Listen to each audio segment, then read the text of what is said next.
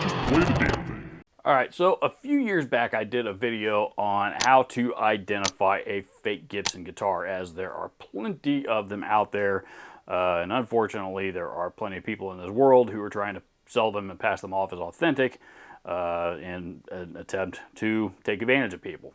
Now, they've been out there on the market for decades at this point, but they've really started to become very, very common here in probably the last 10 years, maybe 15, thereabouts.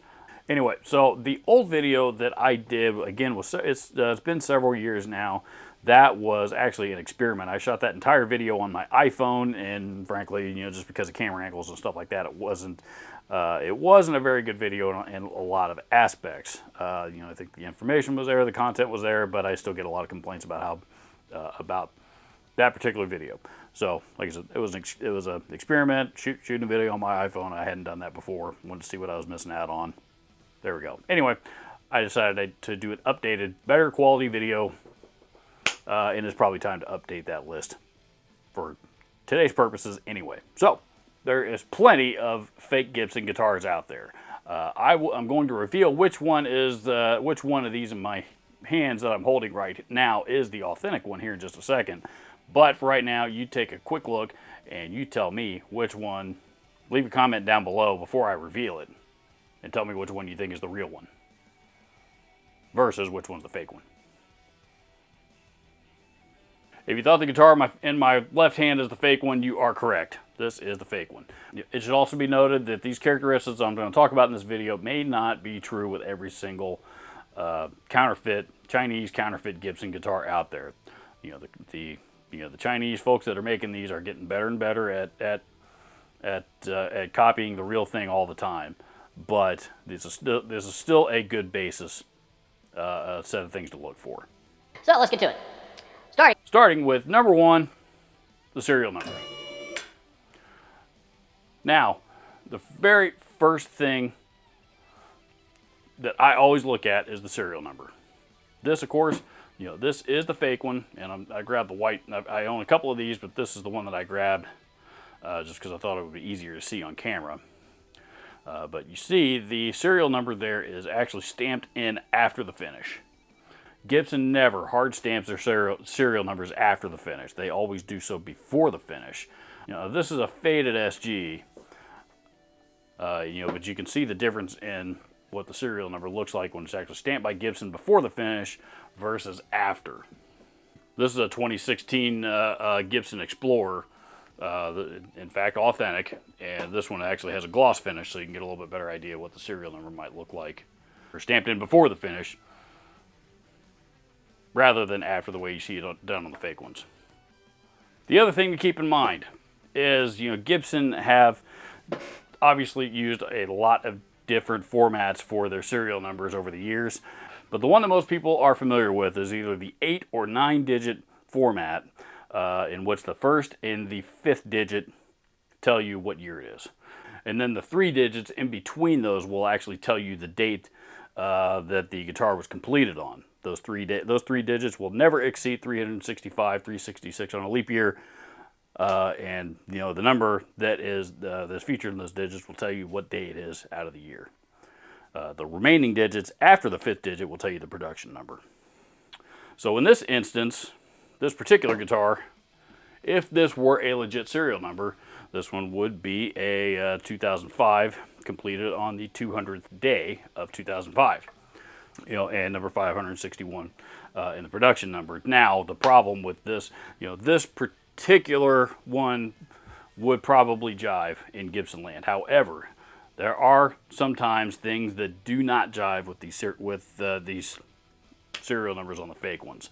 So if you run into a serial number that does not fit that format, and it's supposed to be that format, don't walk, run. Number 2 is the truss rod. If you take off the truss rod cover on a Gibson guitar, it will reveal the actual hex nut that is on the end of Gibson truss rods. That's all. Should be a 5/16 is the size that it takes. All Gibsons have that truss rod on it. If it does not have the 5/16 hex nut on the end. That is not an authentic Gibson. Most of the fake ones will have your standard Allen wrench socket. And it's likely also going to be a metric size. Basically, it's the same style of truss rod that you would find on the Epiphone guitars. So the guitar you're looking at is claiming to be a Gibson, but it does not have the 5/16 truss rod adjustment underneath the truss rod cover. It ain't legit. Number 3 is the headstock shape. Once again, not authentic. Authentic. You can tell the main difference here. I'm noticing those bodies are thicker. You can see the mustache portion, or the open book portion, whatever you want to refer to this part of the headstock. As you can see, that it is actually more pronounced on the authentic versus the fake. It's flatter all the way across. This guitar, the fake one, is also a little bit narrower and a little bit smaller versus the authentic one. If you spend a lot of time around Gibson guitars, i.e. working at a guitar shop like I did, where you stared at these things day in and day out for years, you get pretty familiar with what an actual Gibson headstock is supposed to look like, so that when you see one of these, you just, a red flag goes off, just from eyeballing it. But this video is not necessarily for people that are not able to eyeball those things. This is for people who might not be able to eyeball those things. So if you're trying to identify an authentic Gibson, check the headstock and make sure that it looks like it's supposed to, because they often get this wrong on the fake ones. Number 4, on Gibsons that are supposed to have bound fretboards, make sure and pay very close attention to the fret ends. On an authentic Gibson, you look close on this guitar, the frets should be bound underneath the binding. They should be, the binding should go over the ends of the frets, all the way up and down the neck. Versus the fake one, you could say they actually install the frets after the binding. Again, this is more similar to to what you might see on the Epiphones. Not that that makes this an authentic Epiphone either, it doesn't, but the fake ones never have the binding on the outside of the frets. And yes, I know there's been a few there's been a few years here and there randomly where Gibson has actually put the frets on the outside of the binding, but the vast majority of the bound fret guitars that Gibson has produced, the binding is on the outside of the frets. Number 5, check the two-pneumatic bridge.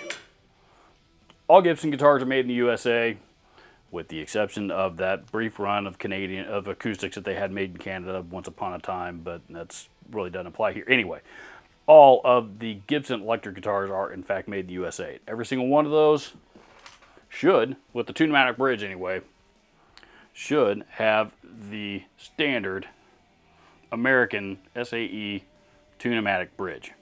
And the way you can identify that just by eyeballing it is it's just 2 posts and the bridge mounts right on top of them. There's no way, you adjust the posts from the little thumb screws underneath. Versus the fake one. The fake one, you'll notice,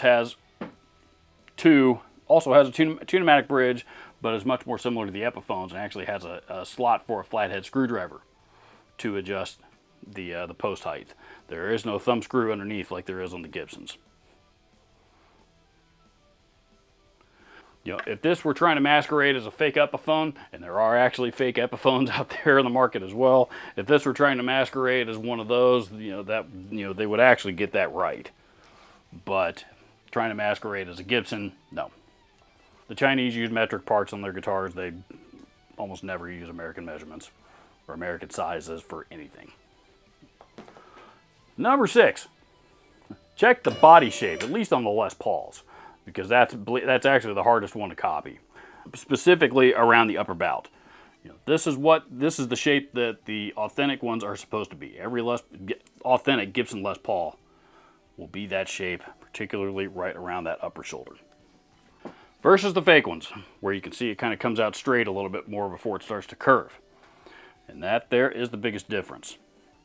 Looking at it by itself, it's actually pretty hard to identify. However, here is a picture of 4 of the Les Pauls hanging on my wall. 2 of these are authentic, 2 of these are fake Chibsons. Again, I will let you take a look at this photo for a minute and see if you can figure out which ones are the fake ones. You see it now? Comment down below. Let me know if you got it right. But if you look, looking at the fake one up against the real one, you can see a slight difference in the body shape right there. Number 7. This one I just discovered as I was shooting this video. I'm going to try to get a picture of these 2 up against each other so that you can see what I'm talking about. But the thicknesses are different. The authentic is actually a little bit thicker than the fake one.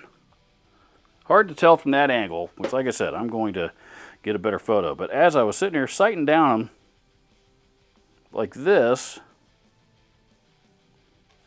the real one is probably 1/8 of an inch thicker, give or take. So there is now 7 different ways that you can identify an inauthentic, fake Chinese Gibson guitar that might be trying to masquerade as a real one. Always a good idea to be aware, of what you're buying, particularly on the used market. Like I said, it's unfortunate that this is the case, but there are a lot of people out there more than willing to take advantage of you, and try and sell you this guitar for $3,000 when they're lucky if it's worth $300. I'm not an advocate of anybody, stealing Gibson's intellectual property, so I don't typically use this guitar in videos, though I do play it from time to time. Because believe it or not, it is actually a pretty good guitar. Particularly after I upgraded the pickups, and I think really that's about all I've done to this guitar is change out the pickups. But it actually does play and sound pretty good. That said, I intend to hang on to it just because I don't want it out there in the wild. I don't, if I put it out there and somebody else tries to rip somebody off with it, I don't want that hanging over my head. So this one, I do own this one and a few others that were all given to me. So, I was not taken advantage of. But I don't want somebody else to use these guitars and try to take advantage of somebody else. And like I said, it's, good wall art if nothing else. That said, it ain't no comparison to the real thing. Trust me. Not even close. That's all for this video. Comment down below. Let me know if you have found any other ways to identify the fake ones over the real ones. And again, post that down in the comments so everybody can know what to look out for. Adios.